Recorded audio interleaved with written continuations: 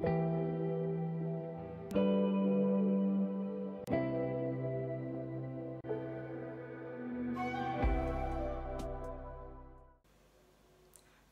and welcome to the Understanding Trauma and the Stress Response video. My name is Emma Cumberland and I am a creative arts and therapeutic play practitioner based at Earlham Primary, part of the Echo Trust. And the Echo Trust have commissioned this series of videos to support all the adults in their schools. So a little about me. I was a teacher for 6 years before I had a career break and had my own children. And I retrained as a play therapist in 2016. I completed the first stage of my training in 2018 with distinction. And I've spent a lot of time over the last 4 years working with children and their families from reception up until year 6. And I have a real interest in trauma. So I've done a lot of research and reading about both childhood trauma and adult trauma. And I've attended some training with some of the world's leading experts in trauma, particularly Dr. Daniel Hughes, Dr. Margot Sunderland, and Professor Louis Cozzolino. So this video is bringing all of that together to share with you so that you can feel more confident about supporting the children when they eventually return back to school. This video is a direct link to the one that I made for parents and children, which you can find in the orange playlist called Why It's So Important to Know About the Stress Response. I think it's really important to acknowledge that all of us have experienced trauma, and this video could potentially trigger some of that for you.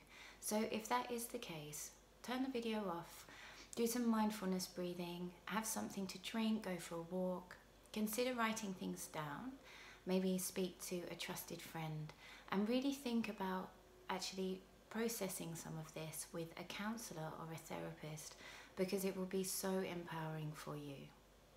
You can also use your trauma to make a really deep empathetic connection with the children that you're working with. They don't need to know about your trauma, but they will feel the depth of your empathy, and that will give them permission to be able to express themselves. So the objectives for this video today are for you to gain a basic understanding of the stress response, of trauma and complex trauma, to have a basic understanding of the neuroscience of trauma, in particular the amygdala, the hippocampus, and both of the stress and the feel-good chemicals. To have a basic understanding of both the short-term and the long-term psychological and physiological impact of trauma, and to really begin to understand what that means for our children returning to school after the lockdown and COVID, and specifically for those children who have experienced previous or complex trauma, and to have a real quick look at how nurturing empathetic relationships can heal psychological and physiological effects. So let's start with a really simple definition of what both the stress response and trauma is. The stress response is a subconscious process that takes place in your brain when your brain perceives danger in the environment. In the brain there's a part called the amygdala, which kicks off the stress response. Your body will be flooded with the stress hormones, and your brain will be too. This will raise your heart rate, increase your breathing rate, so that you can get as much oxygen into your body to prepare it to either run away or to fight the danger, or potentially to freeze if that's the safest option. Your digestive system will be shut down because we don't need to digest food right now. Everything is focused on survival. So you will lose your appetite, you'll get stomach aches, you'll feel very uncomfortable in your core. Your thinking brain will be shut down. We don't want to waste any precious seconds by double thinking or questioning what we might do. It needs to be something that's just done without thinking. So the thinking part of your brain is shut down. You'll have cloudy thinking, you'll find it really hard to make decisions, you won't be able to concentrate or focus. Your body will feel really uncomfortable because of the level of adrenaline or the fear that's there. It's a really uncomfortable process. but it's a process that keeps you safe. And as soon as the danger has passed and you have either done one of three things, which is either fight the danger, run away from the danger, or freeze, known as your flight, fight, freeze response, your body will turn back to normal. So the stress response will turn off, the chemicals will start to leave your body, your heart rate will slow, your breathing will slow, your digestion will turn back on, and your thinking brain will turn back on. And after a little while, you'll be completely fine. Trauma is defined as a really stressful situation that really deeply disturbed you and your emotions. So this could be a natural disaster, a car accident, when someone we love dies. It's usually involving matters of life and death, like a real extreme survival. There are three levels of stress. There is positive stress. Now this is the stress that gets us up out of bed in the morning, to work on time, to study for exams. Then there is what's termed tolerable stress. This is very much linked to a trauma. So it's something that we can tolerate if we have the right support.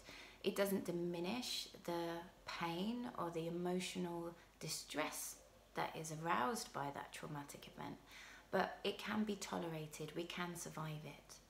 And then we have what's called toxic stress. Now, this is when the danger doesn't go away. So our bodies are continuously in the stress response mode. Our bodies and our brains are bathing in those stress hormones. This is generally when the trauma doesn't go away. So a lot of our children that experience domestic violence or ongoing abuse, ongoing neglect, so for them, they can't escape the danger doesn't pass, their stress response doesn't turn off. This is also termed complex trauma. So either a succession of back-to-back traumas that might be of different situations, or an ongoing trauma. What we do know about trauma is that trauma is cumulative. That means each experience that we have will build upon our stress response. So trauma triggers trauma. So each time something traumatic happens to us, all the experiences we've had before that were traumatic immediately come back into play. So our stress response can go from 0 to 100 with the slightest trigger. So what does this actually mean for our children that are returning back to school after COVID and the lockdown? And the very nature of COVID is that it is still here. The danger itself hasn't passed. Well, I think we can all agree that the sudden lockdown, the impact of COVID, whether it's actually affected our families directly or not, is a traumatic experience. It has affected everybody very emotionally, and it has completely changed everybody's lives very, very suddenly. All our children have had their lives change. Their normal has gone. They've not been able to see extended family, friends, not go to school, which for a lot of children we know is their safest place, the place that they feel more happy and safe. They've missed out on the academic challenges of being at school, the positive relationships that they have with other children and adults. They haven't been able to go to the park to play. A lot of our children we know haven't actually left the house for the entirety of the lockdown.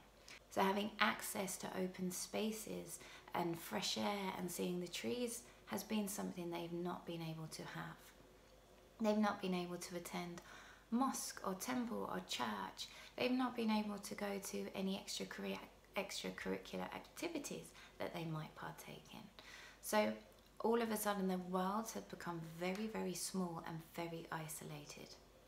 On top of that, there is the fear element of a disease that is ravishing through the communities and at the moment is still perceived to be unstoppable. So that creates a whole heap of fear, of worry, of anxiety.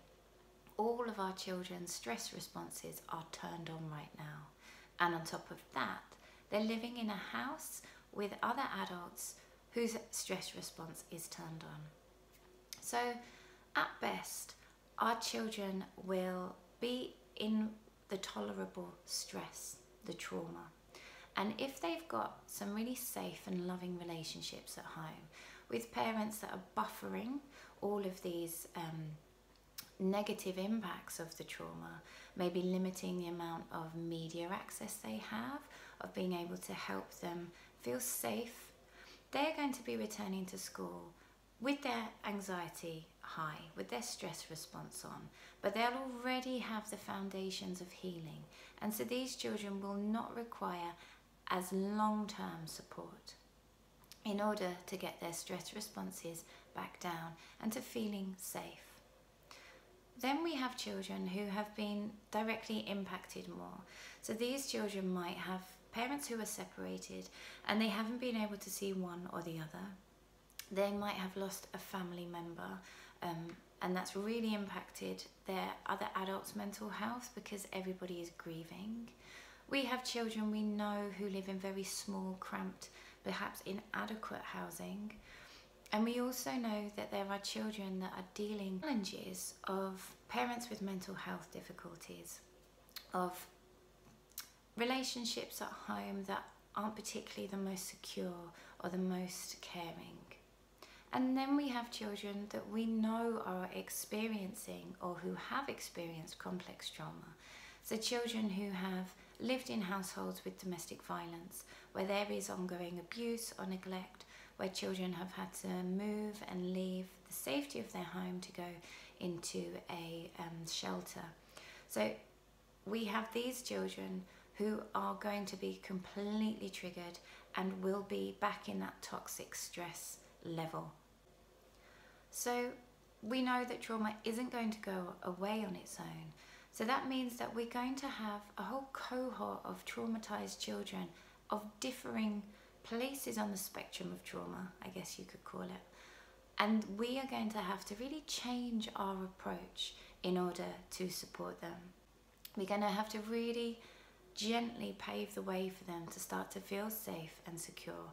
So we're going to have to look at each child as an individual and be aware of the experiences that they personally have had in addition to the lockdown as a whole.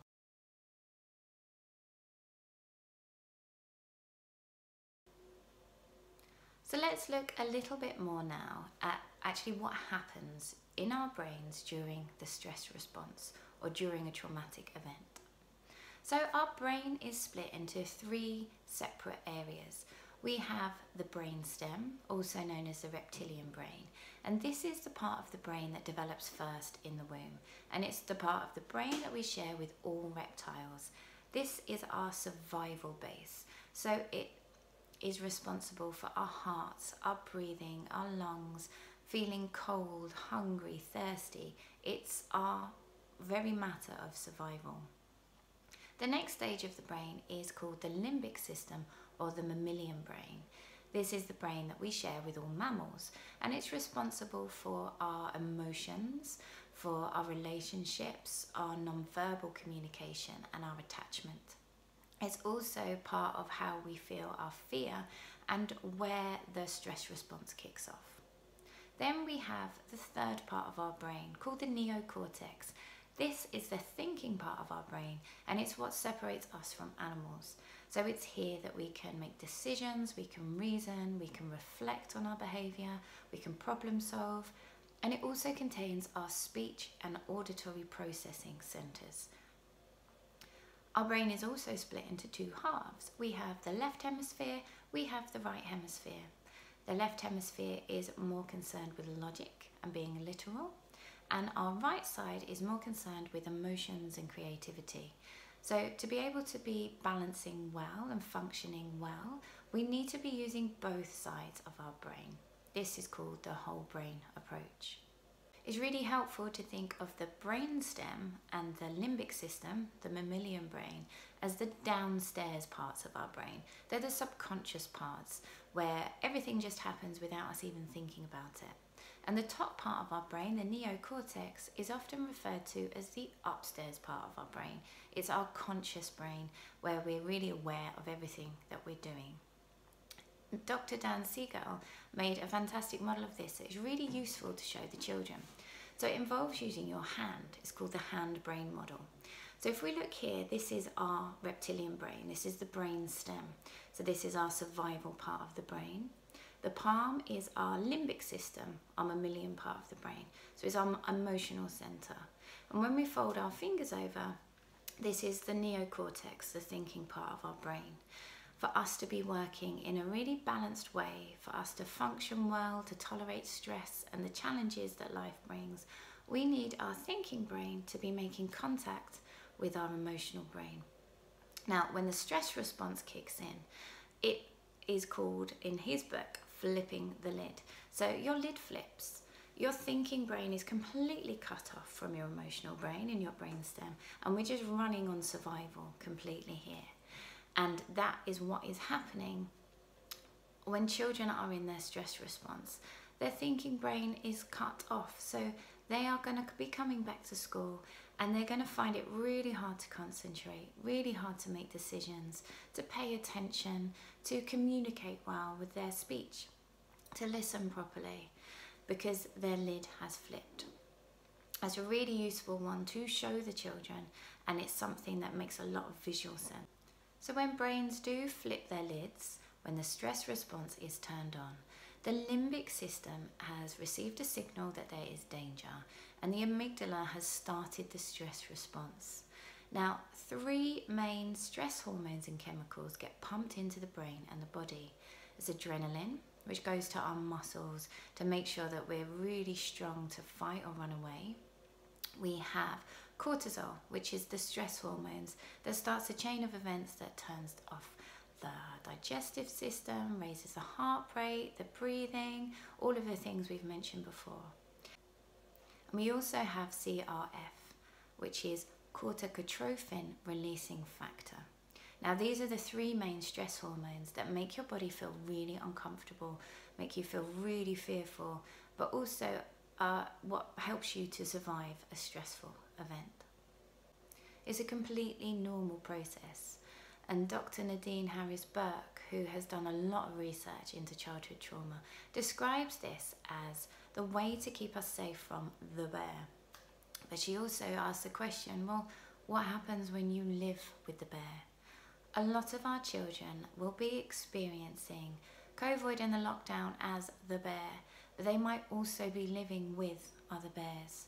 So when this happens, the stress response doesn't turn off. Our children have constantly got all these chemicals in their brains and their bodies. They are on constant alert, and their brains are not connected to their emotional centers. They are going to be, as we've said, unable to learn. They're coming back to the classroom without the ability to actually attend, to concentrate, to make decisions, to have a memory, to remember things. And they're going to be triggered by the slightest of things back into their trauma. The next really important part of the limbic system for you to know about is the hippocampus. Now, in the why it's so important to know about the stress response video that I made for children and parents, I referred to the hippocampus as the librarian, the internal person that logs all your experiences every day and likes to file them away neatly in books.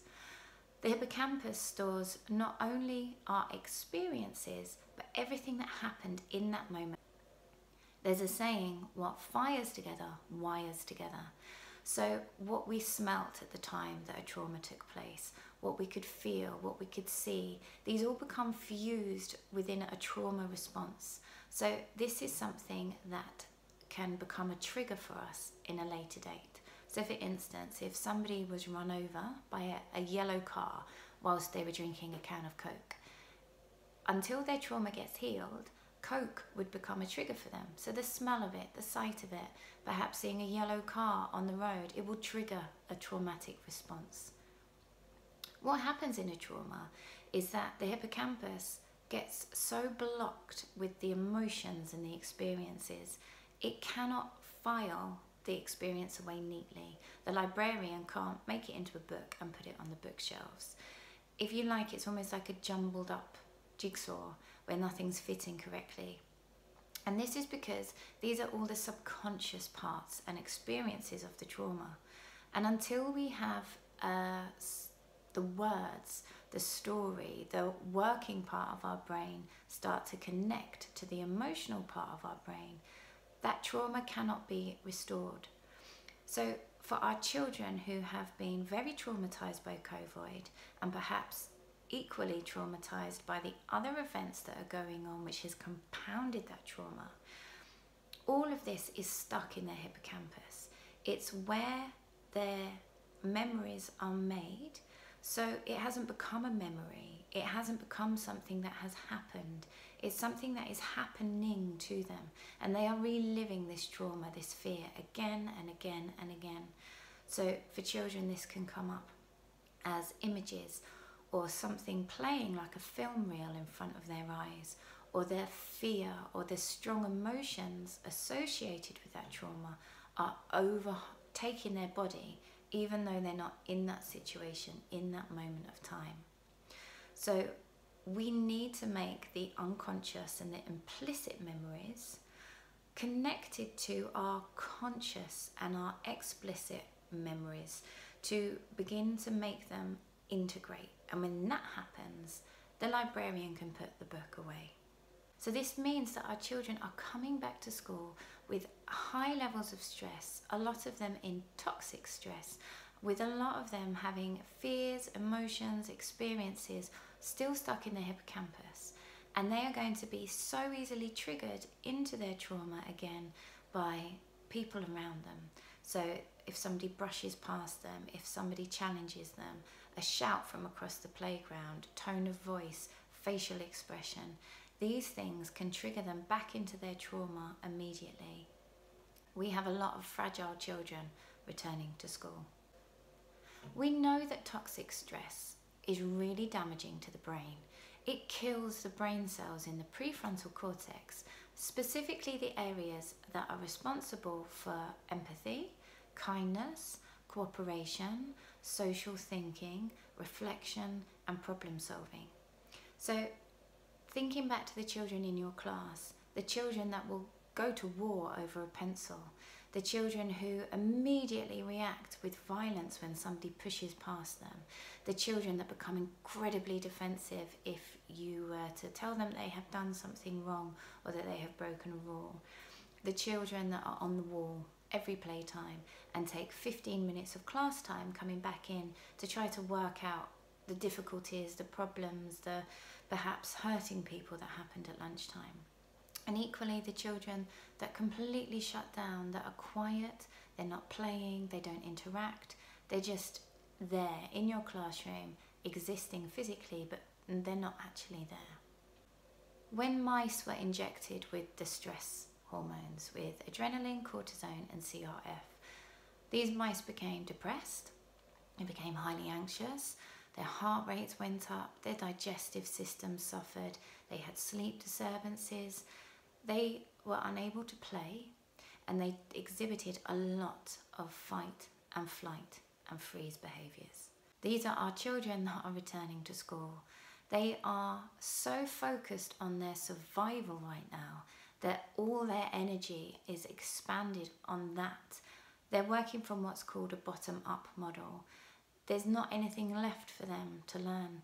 They're not going to be able to attend, to concentrate, to focus. Dr. Pansky found 7 different emotional systems in the limbic system. Our children are going to be operating on panic, fear and grief. This is going to take up all of their energy and all of their focus.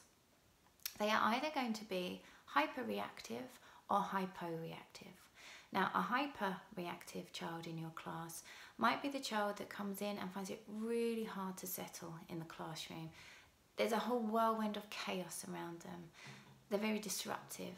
They are the ones that can't sit still, they're rocking on their chair, they perhaps are interrupting all the time, they constantly want your attention, they're very reactive to other children around them for what you might perceive to be very minor incidences.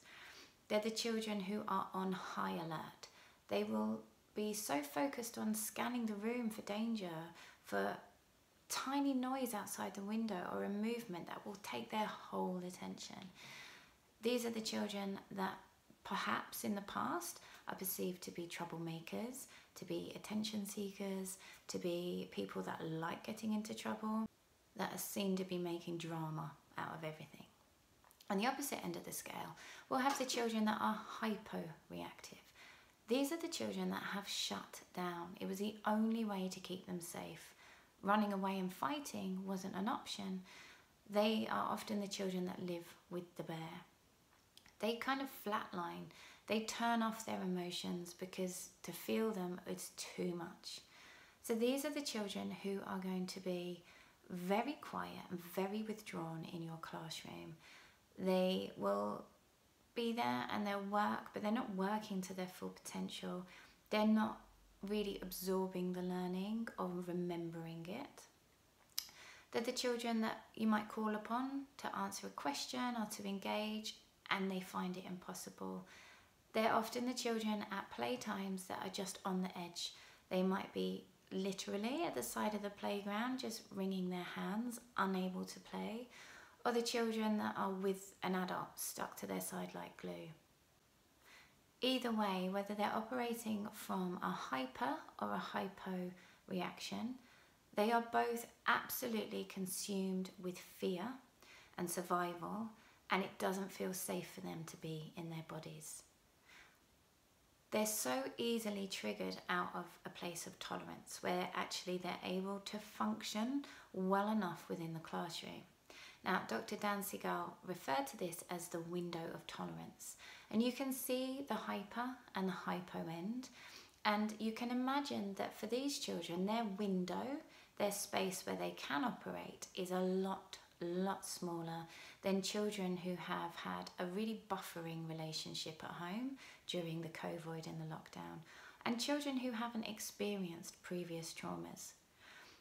What's really important to know is that once these children are triggered out of their window of tolerance, they cannot get back in on their own.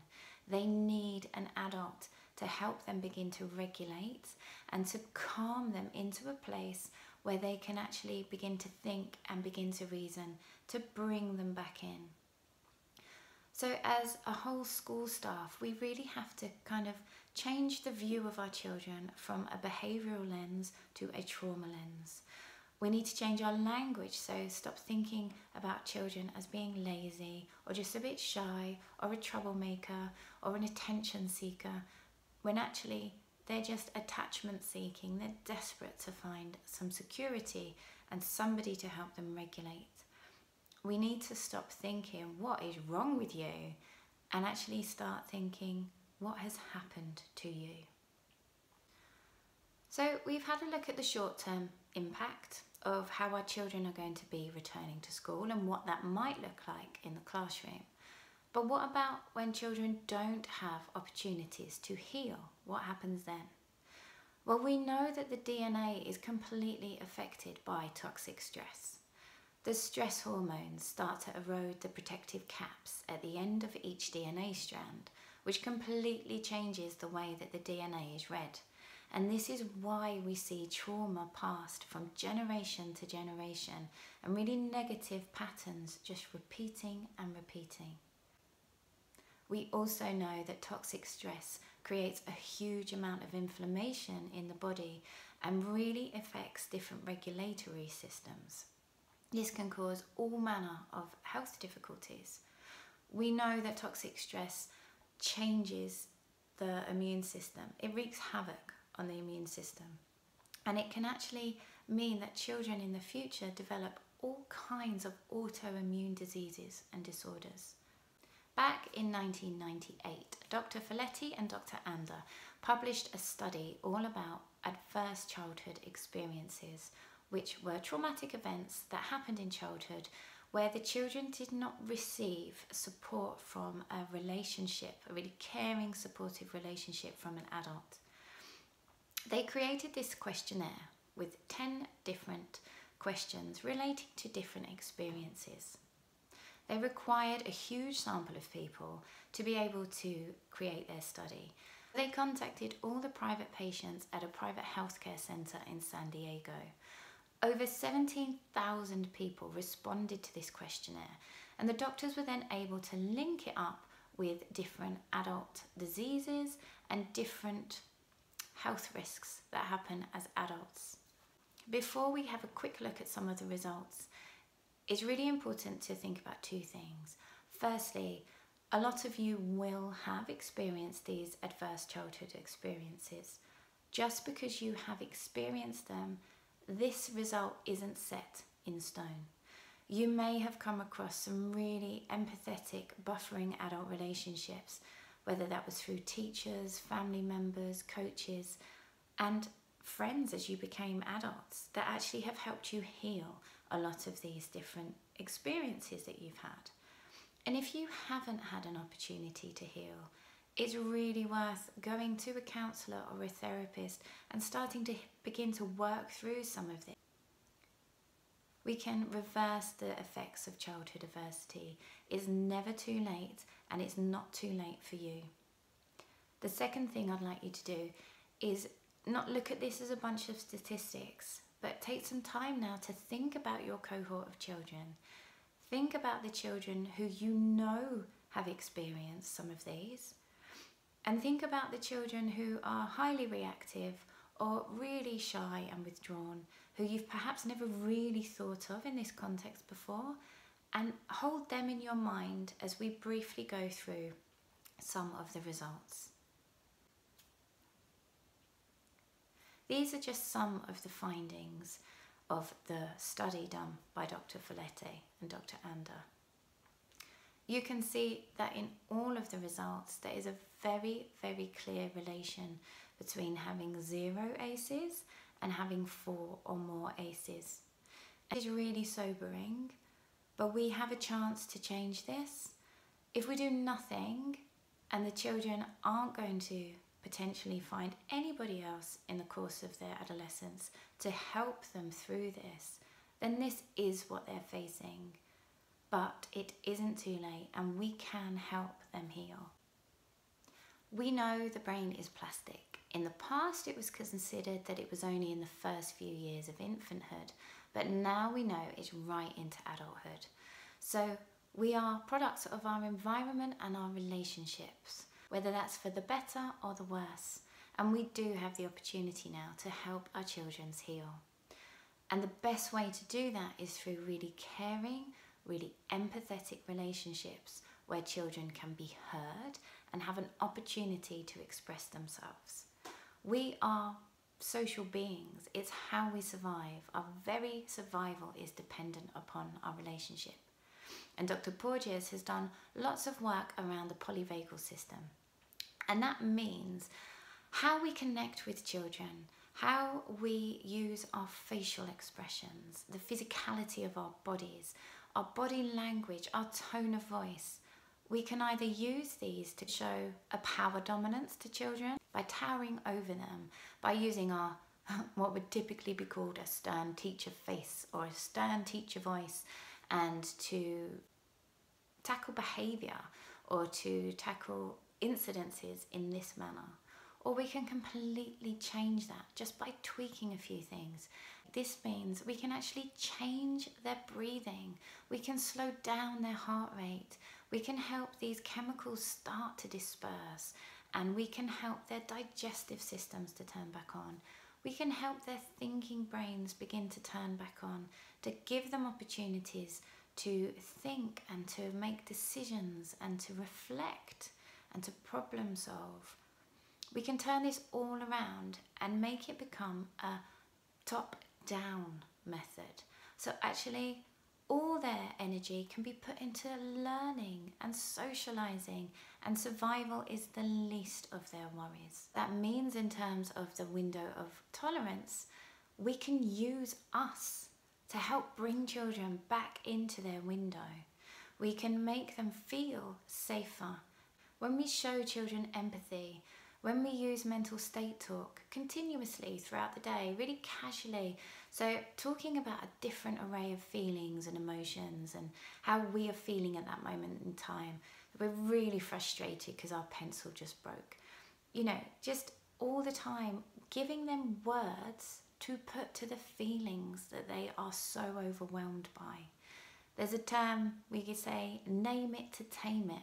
As soon as we've named something, that hold isn't as strong over us anymore. And as Dr. Margot Sunderland puts it, when we help children to bring words to their experiences, to create a narrative, to make meaning, to bring meaning to what is happening in their world, we can turn their unbearable feelings into thinkable thoughts. When we bring words, when we let children express themselves, when we give them the language that they need to make sense of things, this is when their hippocampus can start to work properly. We spoke before about the implicit memories or the subconscious emotions and sensations, and that we needed the thinking brain to bring the explicit memories. And that when we do that, when we bring words and stories to their emotions, their hippocampus can finally put that memory and make it make sense. That librarian can then put that book away and it becomes something that has happened to them in the past. We also know that really caring, really empathetic relationships begin to disperse all the stress hormones, but more importantly, they release the brain's feel-good chemicals. Our children's brains suddenly get bathed in dopamine, oxytocin, serotonin, in opioids. All these really feel-good chemicals that make the body feel a comfortable place to be, that make children feel good about themselves, and can make the children feel more positive about the world around them and their place in it. We all have a really big job on our hands to help welcome our children back to this really weird new version of school. But we can help them feel emotionally and physically safe, and we can help them begin to heal not only this trauma of COVID and lockdown, but their past traumas too. Do make sure you check out the rest of the videos in this series. They're all in the pink playlist for the Echo Trust.